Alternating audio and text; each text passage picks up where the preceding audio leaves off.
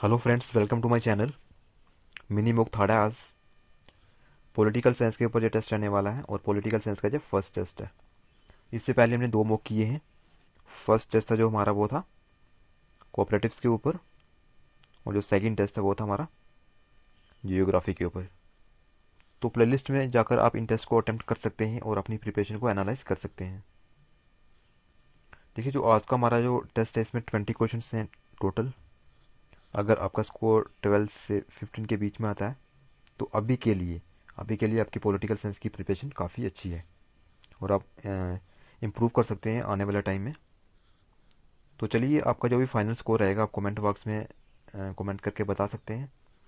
इससे क्या होगा कि आपको पता चल जाएगा कि बाकी वालों से आपका स्कोर आगे है या पीछे है। तो चलिए आज का टेस्ट शुरू करते हैं। आज का हमारा फर्स्ट क्वेश्चन है, which of the following act led the foundation of the central administration. Simply क्या बताना है हमें कि सेंट्रल एडमिनिस्ट्रेशन की फाउंडेशन कौन से एक्ट के द्वारा रखी गई थी। ऑप्शन से क्या ये चार्टर एक्ट ऑफ 1833 के द्वारा रखी गई थी, क्या ये रेगुलेटिंग एक्ट ऑफ 1773 के द्वारा रखी गई थी, क्या ये चार्टर एक्ट ऑफ 1853 के द्वारा रखी गई थी, या फिर पिट्स इंडिया एक्ट ऑफ 1784 के द्वारा रखी गई थी। सो उसका राइट आंसर क्या हो जाएगा, ऑप्शन बी। सेंट्रल एडमिनिस्ट्रेशन की फाउंडेशन के कौन से एक्ट के द्वारा रखी गई थी, तो वो रखी गई थी regulating act of 1773। So option B क्या हो जाएगा, हमारा सही आंसर हो जाएगा।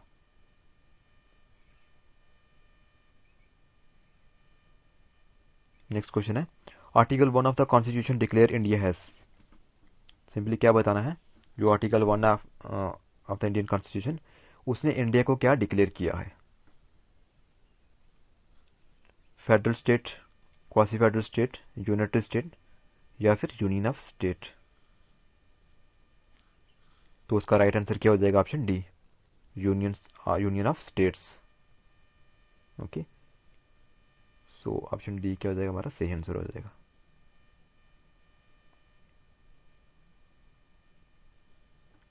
नेक्स्ट क्वेश्चन है, in which year was the first constitution amendment act passed. Simply क्या बताना है कि कौन से ईयर में first constitution amendment act pass किया गया था। 1951 क्या ये हो सकता है, 1952 क्या ये हो सकता है, या फिर 1953 हो सकता है, या फिर 1950 हो सकता है। तो इस क्वेश्चन का सही आंसर क्या हो जाएगा, 1951। सो option A will be our right answer.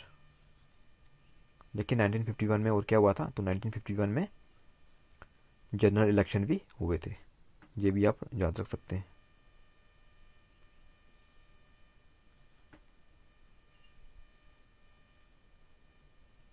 Next question है, the first speaker of the Lok Sabha was. Simply क्या बताना है कि लोकसभा का फर्स्ट स्पीकर कौन था। ऑप्शन से GS Dhillon, M A Ayyangar, GB Mavalankar and Hukam Singh. So right answer क्या हो जाएगा हमारा, option C. First speaker of Lok Sabha कौन थे, तो वो थे GB Malvankar. So option C क्या हो जाएगा, हमारा सही आंसर हो जाएगा।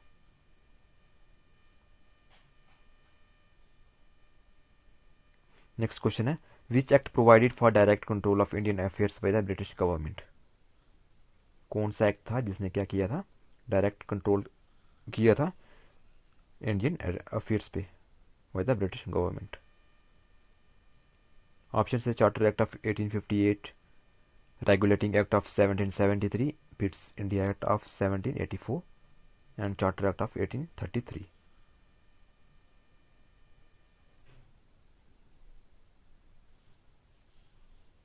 तो उसका राइट आंसर क्या हो जाएगा, option C, Pitt's India act of 1784। So option C will be our right answer.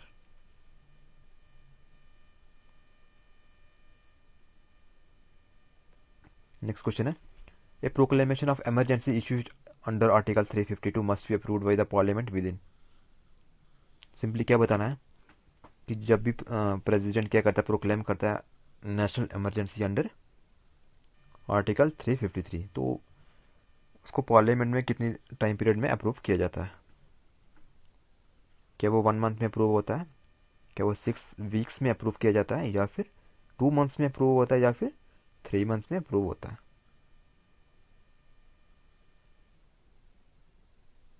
तो उसका राइट आंसर क्या हो जाएगा? Option A, 1 month. So option A क्या हो जाएगा? हमारा सही आंसर हो जाएगा।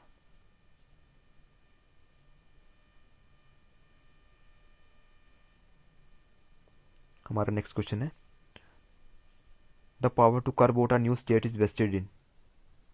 सिंपली क्या बताना है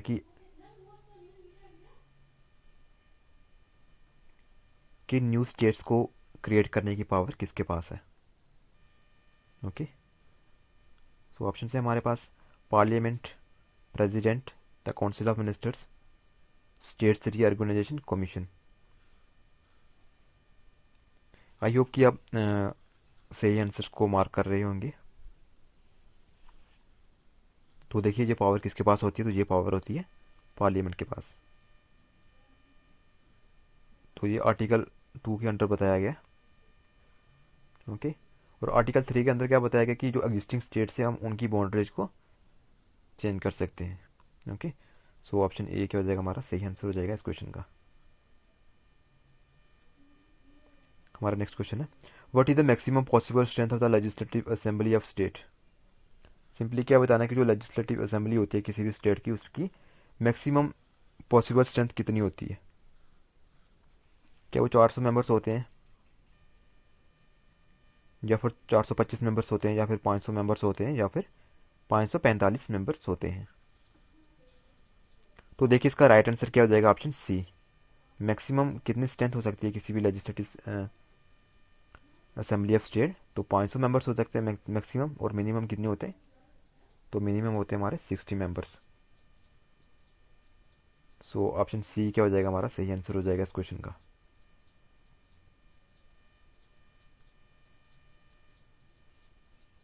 हमारा नेक्स्ट क्वेश्चन है, how many members are nominated to the state legislative council by the governor. अब देखिए, जो स्टेट की लेजिस्लेटिव काउंसिल होती है, तो उसमें जो गवर्नर कितने मेंबर्स को नॉमिनेट कर सकता है?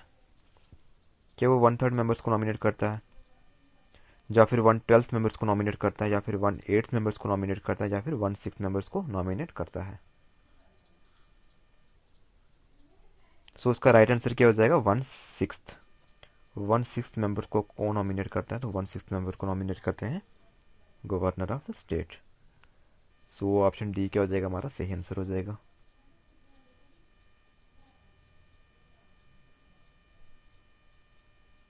नेक्स्ट क्वेश्चन हमारा, when can parliament make laws on state list subject.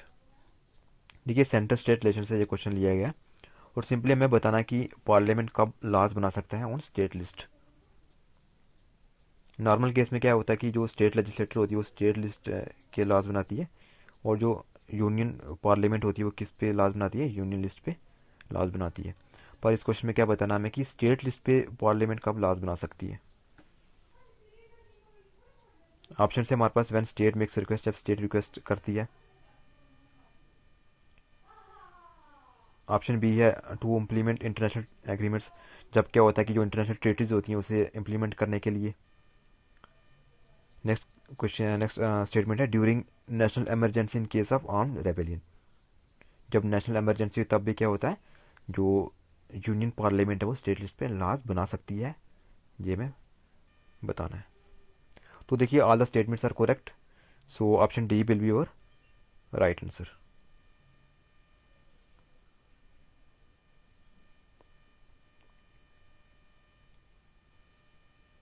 Next question है, which of the following subjects are included in concurrent list. कौन कौन से सब्जेक्ट्स हैं जो कॉन्करेंट लिस्ट में डाले गए? तो फर्स्ट है इलेक्ट्रिसिटी, क्या ये हो सकता है? Marriage and divorce adoption and bills, क्या ये हो सकता है?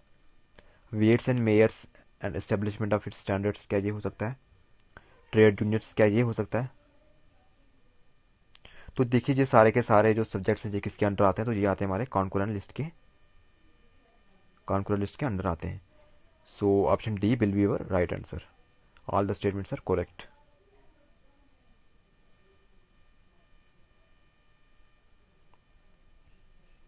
नेक्स्ट क्वेश्चन है, रिट्स आर इशूड बाई। देखिए जब भी क्या होता है कि किसी भी इंडिविजुअल के फंडामेंटल राइट्स वायलेट होते हैं तो वो क्या करता है, रिट्स फाइल कर सकता है। सिंपली इस क्वेश्चन में बताना कि जो रिट्स होती हैं वो कौन इशू करता है, किसके द्वारा इशू की जाती हैं। ऑप्शन से हमारे पास सुप्रीम कोर्ट, ऑप्शन बी है हाई कोर्ट्स, ऑप्शन सी है प्रेसिडेंट, ऑप्शन डी है supreme courts and high courts. तो देखिए जो रिट्स होती हैं वो कौन इशू करता है, तो वो इशू करता है सुप्रीम कोर्ट भी कर सकती है और हाई कोर्ट भी इशू कर सकती है। जो सुप्रीम कोर्ट होती है वो आर्टिकल 32 के अंदर कर सकती है इशू, और जो हाई कोर्ट होता है वो आर्टिकल 226 के अंदर रिट्स इशू कर सकते हैं। सो ऑप्शन डी क्या हो जाएगा, हमारा सही आंसर हो जाएगा।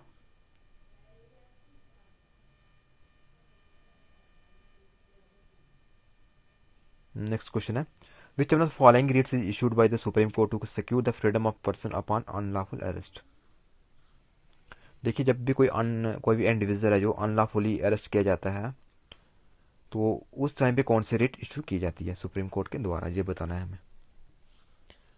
तो ऑप्शन से हमारे पास क्या वो हैबेस कॉर्पस कॉर्पस इशू किया जाता है, मैंडेमस इशू होता है, या फिर सिरोटारियो इशू होता है, या फिर क्यो वारंटियो इशू किया जाता है। तो देखिए इसका राइट आंसर क्या हो जाएगा, ऑप्शन ए हैबेस कॉर्पस।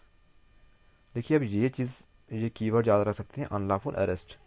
जब भी किसी को अनलॉफुली अरेस्ट किया जाता है तो उस टाइम पे कौन सी रिट इशू होती है, तो तब होती है हमारी हैबेस कॉर्पस इशू होती है।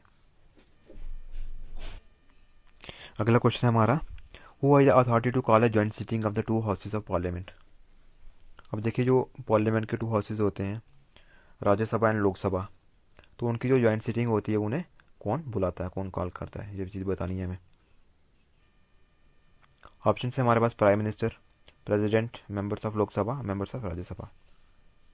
तो देखिए जो जॉइंट सिटिंग्स होती है उन्हें कौन कॉल करता है, तो वो कॉल करता है हमारा प्रेसिडेंट। ओके। और जॉइंट जो सिटिंग होती है उन्हें प्रेजाइड कौन करता है मीटिंग को, तो वो करता है स्पीकर ऑफ लोकसभा। कॉल कौन करता है, तो प्रेसिडेंट करता है, और प्रेजाइड कौन करता है उस सिटिंग को, तो प्रेजाइड करता है स्पीकर ऑफ लोकसभा। ये चीज़ आप याद रख सकते हैं, speaker of Lok Sabha. So option B क्या हो जाएगा, इस क्वेश्चन का सही आंसर हो जाएगा।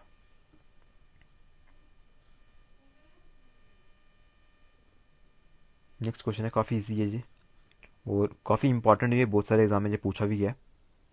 Directive principles of state policy in the Indian constitution were taken from the constitution of. Simply क्या बताना कि जो डीपीएसपीज हैं इंडियन कॉन्स्टिट्यूशन में, तो वो कौन से कॉन्स्टिट्यूशन से बोरो किए गए। क्या वो ब्रिटेन से लिए गए हैं, क्या वो आयरलैंड से लिए गए हैं, क्या वो यूएसए से लिए गए हैं, क्या वो कनाडा से लिए गए हैं। सो उसका राइट आंसर क्या हो जाएगा, ऑप्शन बी। डीपीएसपीज कहाँ से बोरो किए गए, तो वो किए गए आयरलैंड से। So option B will be वो राइट आंसर।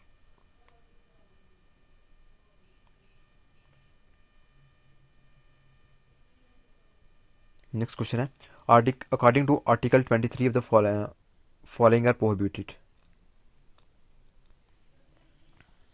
ऑप्शन से हमारे पास traffic in human beings, beggaries, slavery and bonded labour.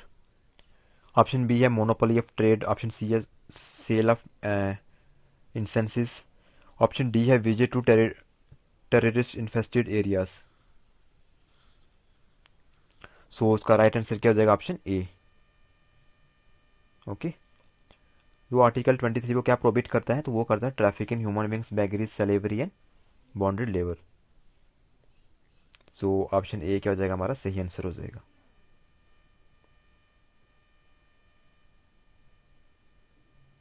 Next question है, in which year the government of India had set up the Sarkaria commission on centre state relations. क्या बताना कि जो government of India थी उसने कौन से ईयर में सरकारिया कमीशन को सेटअप किया गया था। सो ऑप्शन से हमारे पास 1980, 1983, 1990 एंड 1995। सो उसका राइट आंसर क्या हो जाएगा, ऑप्शन बी। 1983 में क्या किया गया था, सरकारिया कमीशन सेटअप किया गया था on centre state relations. So option B will be our right answer.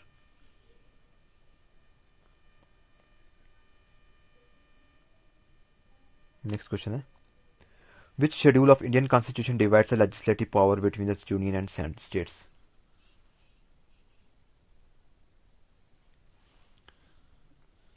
So option है हमारे पास fifth, six, seventh and eighth.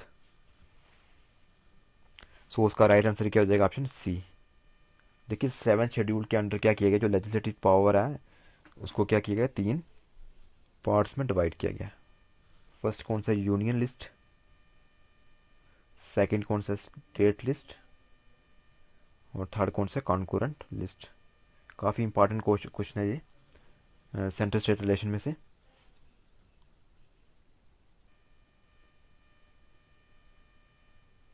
Next question है, who introduce the reorganisation act of Jammu and Kashmir act in Rajya Sabha on 5th of August 2019? Simply क्या बताना है कि जो JNK का रीऑर्गेनाइजेशन एक्ट था 2019, तो उसे राज्यसभा में किसने इंट्रोड्यूस किया था? ऑप्शन है डिफेंस मिनिस्टर, क्या ये हो सकते हैं? ऑप्शन बी है प्राइम मिनिस्टर, क्या ये हो सकते हैं? ऑप्शन सी है मिनिस्टर ऑफ होम अफेयर्स, क्या ये हो सकते हैं? नेक्स्ट है डॉक्टर जितेंद्र प्रसाद, क्या ये हो सकते हैं? सो उसका राइट आंसर क्या हो जाएगा? Option C, minister of home affairs. जो मिनिस्टर ऑफ होम अफेयर्स है अमित शाह जी, इन्होंने क्या किया था, जो JNK का रीऑर्गेनाइजेशन एक्ट था, सॉरी बिल था, इसको राज्यसभा में इंट्रोड्यूस किया था। कब किया था? 5 अगस्त 2019 में। सो ऑप्शन सी क्या हो जाएगा? हमारा सही आंसर हो जाएगा।